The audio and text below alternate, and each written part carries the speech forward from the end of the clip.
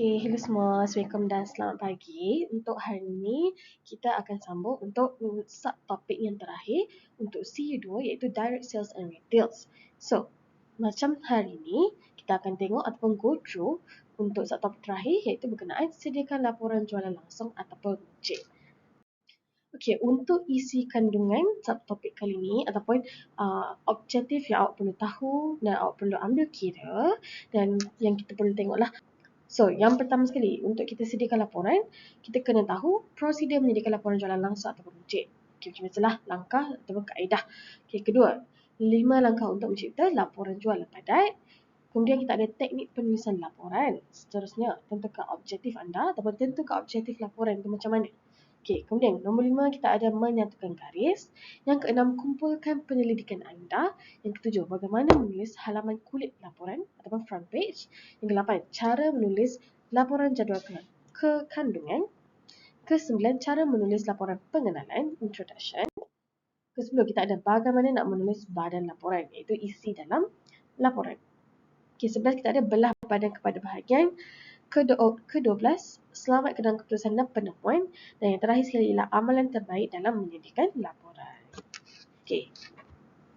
Okey, cara-cara ataupun kaedah serta langkah-langkah atau kita kenali sebagai prosedur dalam menyediakan laporan jualan langsung ataupun runcit berikut merupakan antara definisi ataupun maksudlah. So, laporan jualan ni ialah ringkasan keseluruhan aktiviti jualan yang berlaku dalam sesuatu tempoh masa tertentu. So, tujuan kita buat laporan ni adalah untuk mengatur data dengan cara ia menyampaikan maklumat yang bermakna tentang kemajuan pasukan jualan dan pembangunan syarikat secara keseluruhan. So, yang kita nak tahu feedback ataupun keseluruhan total daripada hasil daripada kita buat perniagaan tersebut ataupun bisnes. Okey, kita teruskan. Macam tadi kita tengok pada definisi dan maksud. Okey, sekarang ni kita akan masuk pula pada cara ataupun prosedur menyediakan laporan jualan langsung dan runcit. So, yang pertama sekali kita perlu ada apa? Okey, pertama sekali kita kena kenal pasti tujuan laporan. Okey, kemudian memahami halayak ataupun menentukan halayak, itu sasaran kita. Kemudian ketiga, kita ada mengumpul data. Keempat, gunakan visual dan yang terakhir sekali ialah berikan gambaran keseluruhan ringkas tentang kandungan dalam laporan. Okey, macam prosedur menyediakan laporan jualan dan langsung dan runcit ni, kita dah tengok dan go through daripada WA sebelum ni iaitu subtopik 6. Kalau ada perasan kita ada touch dan go through untuk cara ataupun prosedur menyediakan laporan jualan ataupun langsung dan runcit. So kat sini basically kita hanya just nak go through je lah sebab kita nak tengok more pada format yang akan kita buat. Okay, seterusnya.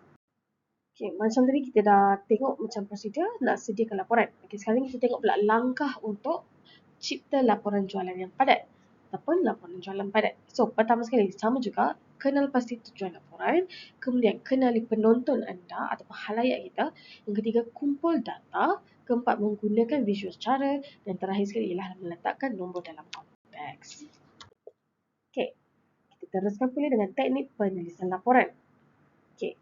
Okay, seperti anda tahu, laporan ni dia dapat ataupun dia sedikit sebanyak membantu membangunkan tujuan dan matlamat yang sama, menyebarkan inovasi yang berjaya, membina kejayaan dan mengelakkan mencipta semula roda dan menduplikasikan kesilapan. Maksudnya, kenapa kita tulis ataupun kita buat laporan ni adalah supaya dapat membantu kita achieve ataupun membangunkan tujuan dan matlamat organisasi kita ataupun perniagaan. So kat sini dikata dua kaedah untuk meringkaskan data adalah melalui jadual dan graf. Walaupun pemilihan jadual atau graf kebanyakannya adalah pilihan peribadi, pemilihan jadual atau graf juga sesuai bergantung pada tahap pengukuran. Maksudnya apabila kita guna dua kaedah ni sama ada jadual atau graf, ia sedikit sebanyak memudah carakan kita dalam membuat laporan. Sebab apa? Kita dapat inilah data tu. Maksudnya data yang kita dapat tu kita dapat ringkaskan dan mudah untuk kita refer. Okey, kita teruskan dengan jenis laporan. So, dekat sini macam yang awak boleh nampak, kita ada lebih kurang dalam 4 jenis laporan. So, yang pertama kita ada laporan kontrak. Yang kedua, laporan projek. Ketiga, laporan penilaian dan akhir sekali ialah laporan tahunan. So, kat sini kita dah sertakanlah untuk dia punya definisi ataupun maksud. Usually, kenapa jenis laporan ni nama dia berbeza-beza? Sebab adalah dia punya sebab tu kenapa berbeza-beza. So macam kat sini kita tengok laporan kontrak adalah untuk tujuan accountability dan penilaian prestasi. Kedua, laporan projek di mana membolehkan pembaca menilai kualiti dan kepentingan maklumat dengan tujuan untuk memujuk pembaca supaya bersetuju dengan kesimpulan dan cadangan. Ni biasanya yang biasa awak buat lah, laporan projek. Okay, macam laporan kontrak tu mostly macam pihak atasan yang akan guna untuk mereka punya untuk nilai balik ataupun refer berkenaan penilaian prestasi yang mereka pernah buat. Okay, ketiga, laporan penilaian. Laporan penilaian ni pula biasanya disediakan pada titik tengah dan pada akhir sesuatu program atau projek. Maksudnya, laporan penilaian ni biasanya dibuat in the middle of the project ataupun pada akhir daripada projek tu. Okay, dan terakhir sekali ialah laporan tahunan. So, laporan tahunan ialah bukti awam tentang kestabilan dalam memperhatikan pencapaian sesebuah perniagaan ataupun organisasi. Okay, seterusnya. Okay, sekarang ni kita akan tengok pula pada proses pelaporan. Macam tadi kita tengok jenis laporan. Okay, sekarang ni kita tengok proses pelaporan. Macam mana berlakunya benda tu. Okay, so yang pertama sekali ialah pembangunan laporan. Okay, dekat pembangunan laporan ni, biasanya pengumpulan data adalah bahagian penting dalam peringkat ini semasa proses pelaporan. So, pengumpulan data ni haruslah jelas berkaitan dengan hasil laporan dan cadangan. Dan harus tepat serta boleh dipercayai ataupun sahih lah benda tu. Okay, sebagai contoh, kita dah sediakan contoh. Dekat sini harus berbincang dengan kontraktor. Which is ni kalau dalam kes laporan kontrak tadi. Maksudnya kalau dalam jenis laporan kontrak ini antara contoh situasi yang berlaku. So, jenis laporan yang perlu ditulis dan bentuk laporan yang perlu diambil. Okay, seterusnya, lepas pembangunan laporan, kita tengok pada analisis laporan. Okay, so first step tadi ataupun first proses tadi ialah pembangunan laporan. Kemudian yang kedua ialah proses analisis laporan. Kita analisis balik laporan tadi. So, penulis laporan harus memasukkan hasil dan data atau cadangan dalam laporan yang berkaitan dengan organisasi mereka. Sebagai contoh, kontraktor harus terlibat dalam menganalisis perbandingan dan prestasi kepada penanda aras. Okay, kita tengok pula pada proses ketiga iaitu laporkan maklum balas, feedback. Okay, maklum balas sebenarnya adalah lebih daripada pemberitahuan bahawa laporan telah diterima. Ini bukan saja kita nak bagi tahu yang laporan tu kita dah terima, tetapi juga pemberitahuan bahawa kita update up to date dari one time to one time. So, sebagai contoh, kontraktor bertanggungjawab memberikan maklum balas atau feedback tentang kandungan dan analisis laporan dan hasil untuk organisasi berhubung dengan piawaian industri, penanda aras dan juga matlamat. Dan terakhir sekali kita tengok untuk proses pelaporan ialah berkenaan pembuatan keputusan. So, untuk pembuatan keputusan ni selalunya berlaku selepas maklum balas. Ialah nama pun keputusan, betul tak? So, biasanya dia memang akan jadi pada akhir daripada proses tu. So, pembuatan keputusan berlaku selepas maklum balas dan dialog tentang laporan. Okay. Sebagai tindak balas kepada maklum balas daripada kontraktor, organisasi mungkin perlu mengubah suara ia beroperasi pada masa ini. So, sebagai contoh, keputusan yang dibuat berikutan dialog antara kontraktor dan juga organisasi boleh mempengaruhi jenis laporan kontrak yang perlu ditulis. Oleh siapa? Oleh organisasi. Okay. So, setakat ni jelas ke untuk proses pelaporan? So, kita ada dalam lebih kurang 4 proses pelaporan. Okay, macam tadi kita dah go through untuk contoh-contoh ataupun prosedur serta proses, iaitu langkah ataupun cara-cara. Okay, sekarang ni kita akan tengok secara terperinci pula. Ni masih dalam sub-unit yang ketiga. So, kat sini kita dekat 3.3 iaitu teknik menulis laporan. Okay, so untuk teknik menulis laporan, dekat sini Miss ada nyatakan pecahan macam mana awak boleh nampak. Macam pertama sekali, untuk teknik menulis laporan, awak kena buat pengenalan. Macam kita biasa tahu, pengenalan introduction yang paling atas sekali dalam laporan. Okay, yang kedua, badan laporan ataupun kita kata isi kepada laporan tersebut. Dan akhir sekali ialah lampiran. So basically benda ni kita dah biasalah dah di-expose dan dah dijedahkan. So, untuk teknik menulis laporan ni dia ada step-step dia. So, first thing first, kita kena ada pengenalan. Lepas pengenalan, kita kena ada badan laporan. So, macam badan laporan ataupun isi laporan tu, biasanya kita ada empat bahagian.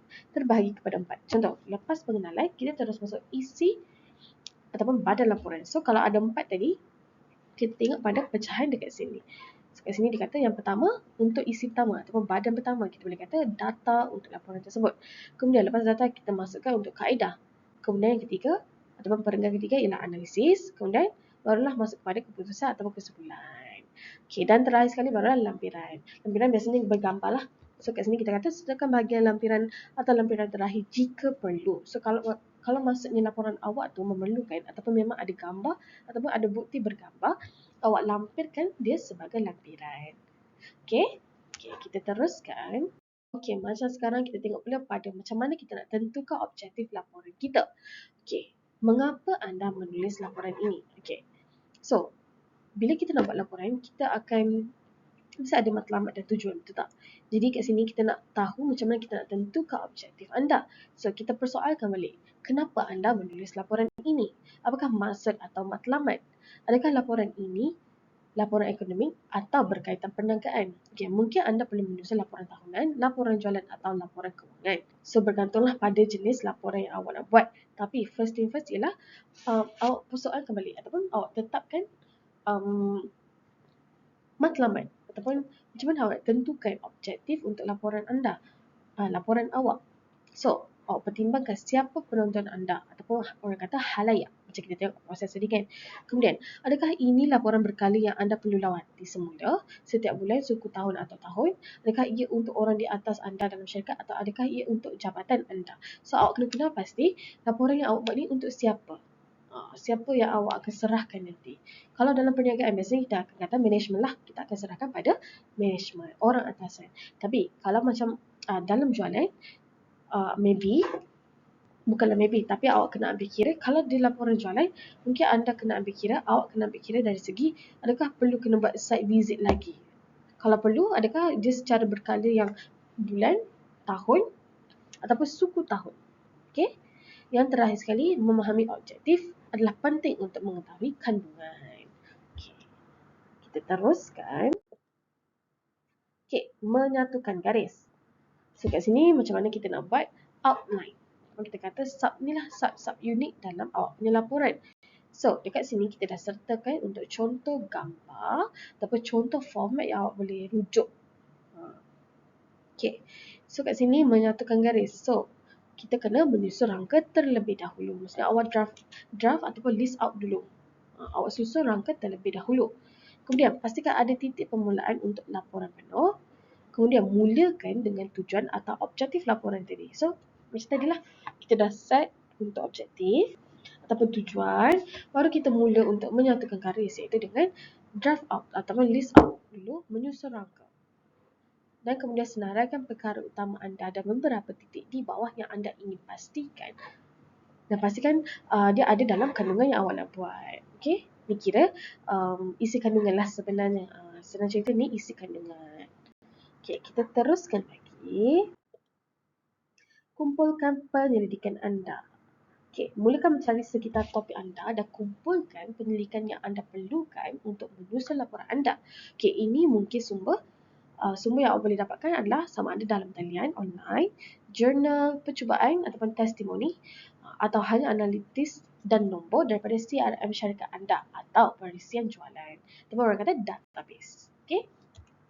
Okay, kita teruskan lagi. Okay, untuk subunit 7 pula. Menulis halaman kulit laporan. Okay, ni biasa kita tahulah. Front page untuk laporan awak.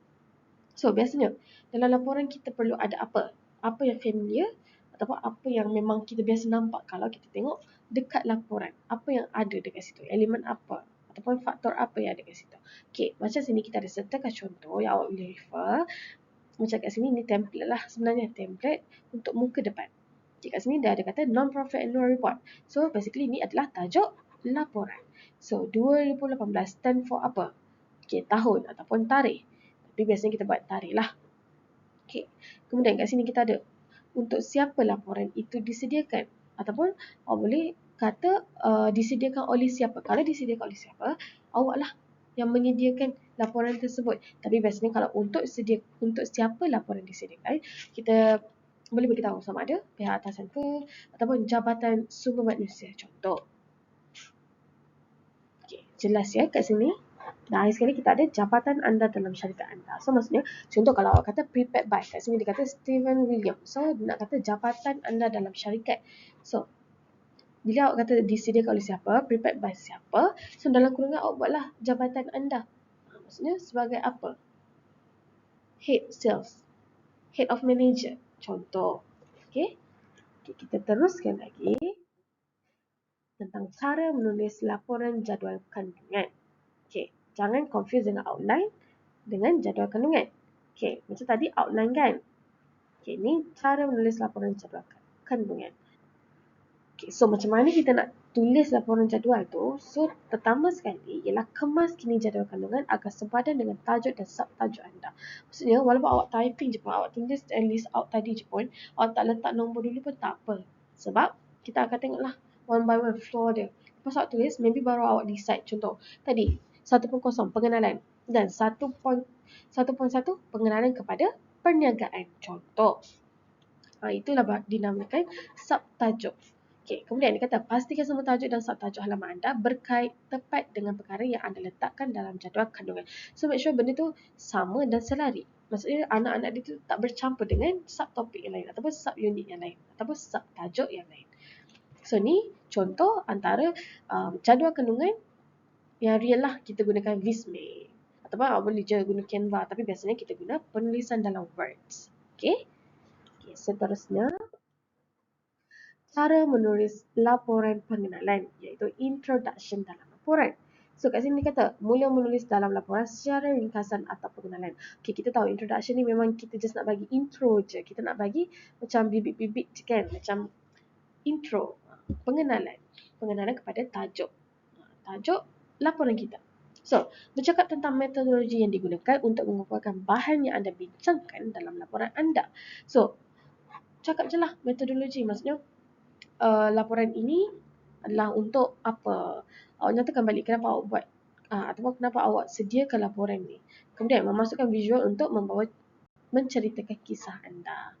Okay, terusnya, cara menulis laporan lagi ya. Okay, berikut ialah contoh pengenalan laporan cadangan dengan reka bentuk halaman yang bagus dan foto hitam putih untuk mengimbangi teks. Okay, contoh ni yang kita pernah buat lah by template. So, nampak tak? Dekat header tu ataupun dekat yang design warna hitam tu ataupun teks warna hitam tu, dia bahagikan maksudnya penggunaan warna dan juga tulisan. So, atas kat header dia buat introduction, dan kemudian dia buat header sikit kan warna orange kat situ, dan baru dia masuk intro kat situ. Nampak? Jadi contoh yang boleh refer lah. Ni biasanya kita pun ada pakai template. Okay, kita teruskan lagi. Bagaimana nak menulis badan laporan? So, basically macam mana nak tulis isi lah kan, badan kandungan untuk laporan awak tu. Haruslah tahu dengan tepat apa bahagian utama laporan yang anda akan kandungi. Maksudnya apa yang terkandung dalam badan laporan tersebut. So, awak boleh refer balik pada page before ni yang dia ada mention untuk 4 tadi tu. Data, kaedah, analisis dan juga kesimpulan. Okay. Seterusnya, belah badan kepada bahagian. Okay, walaupun awak semua ataupun anda semua ada terkandung elemen-elemen tersebut dalam laporan tersebut, tapi anda ataupun awak juga perlu memasukkan subtajuk untuk setiap badan tadi. So, tadi kat sini kita nak tengok pada belah badan kepada bahagian. So, terdapat banyak cara yang berbeza untuk membahagikan badan laporan kepada bahagian, tetapi sama seperti awak dah membahagikan artikel ini, awak tengok pada artikel ni, tengok dia bahagikan macam mana subtajuk adalah berbeza. So, pentinglah benda ni sebenarnya untuk kita nampaklah partition, perbezaan dekat situ. Boleh? Okay, kita teruskan. Selamat ke dalam keputusan dan penemuan. So, dekat sini dia kata lengkapkan setiap tajuk kecil dengan hasil yang anda temui. Kemudian laporan tu dia cenderung untuk bersifat lebih formal. Jadi ingatlah perkara itu semasa awak menulis. Elakkan penggunaan kontraksi dan sebutkan semua sumber dan hasil anda dengan betul, which is sahih dan betul. Dan terakhir sekali ialah memastikan ia ataupun badan kandungan tadi tu merangkumi setiap aspek topik laporan anda, termasuklah statistik yang berkaitan. Okay. Kita dah nak sampai ke penghujung sebab kita dah tengok untuk contoh format ataupun cara-cara kita nak laksanakan dan sediakan laporan kan tadi. So, sekarang kita tengok pula apakah amalan terbaik dalam menyediakan laporan. So, dekat sini kita kata mengikut format tertentu, iaitu inilah basically kena ada tajuk, pengenalan, kandungan utama, kesimpulan dan juga cadangan ataupun feedback lah. Maklum bahasa dengan. Okay, kemudian bahasa yang digunakan hendaklah ringkas dan tepat. bukannya short form ya, tapi ringkas dan tepat. Maksudnya padat tetapi pembaca boleh faham dan tahu. Maksudnya awak kata pengenalan kepada ni, dah jelas lah tu. Dia ringkas dan tepat. Ringkas dan tepat. Dan at the same time dia padat. So, kemudian kita ada memastikan laporan itu dapat difahami. Ini Miss cakap tadi lah. Memastikan laporan itu dapat difahami oleh pihak berkepentingan. Especially kepada siapa kita sediakan laporan tersebut. Dan akhir sekali kita tengok contoh ataupun komponen laporan. Ini elemen lah. Elemen yang perlu ada dalam awak punya laporan. So basically, ni kita dah memang mention dari WA6 lagi lah. Daripada subtopik 6. So kita tengok lagi sekali untuk komponen laporan ataupun elemen laporan. Okay, yang pertama, kita memang kena ada tajuk laporan. Tajuk laporan. Contoh, laporan jualan. Laporan jualan apa? Kemudian, kandungan. Isi kandungan. Okay, ketiga, idea utama. Okay, idea utama ni ialah badan laporan tadi. Maksudnya isi-isi dia lah, data ke, analisis ke, kesimpulan ke, lampiran ke kan. Okay, kemudian, lepas idea utama, kesimpulan akan jadi yang terakhir. Okay, kalau ada gambar baru, ada lampiran. Okay, kalau tak ada gambar, maksudnya kesimpulan tu yang terakhir lah tadi. Okay, kemudian, cadangan serta ringkasan. So, ini antara komponen ataupun elemen utama yang perlu awak letak dalam laporan. Okay. Okey, nampaknya kita pun dah ke penghujung. Kita punya subtopik iaitu subtopik ke-7 iaitu menjadikan laporan jualan runcit, barang ataupun runcit. So, jika awak ada persoalan mengenai kita punya subtopik kali ini, boleh terus ajukan pada Miss melalui platform WhatsApp ataupun dekat Google Classroom. So, awak boleh go through juga untuk kertas tugasan. Awak boleh tengok contoh ataupun go through lah untuk kertas tugasan. Untuk latihan awak buat lah. So macam dekat subtopik 7 ni dia macam tak ada masalah sangat sebab kita memang dah didedahkan dengan cara macam mana kita nak sediakan laporan, betul tak? Okay, jadi Miss nak minta awak fokus pada kertas tugasan. Boleh tengok kertas tugasan, boleh cuba buat dan kalau ada sebarang persoalan boleh terus ajukan. Okay, sekian saja untuk subtopik 7 kita mengenai menyediakan laporan tadi untuk CU2. Okay, terima kasih.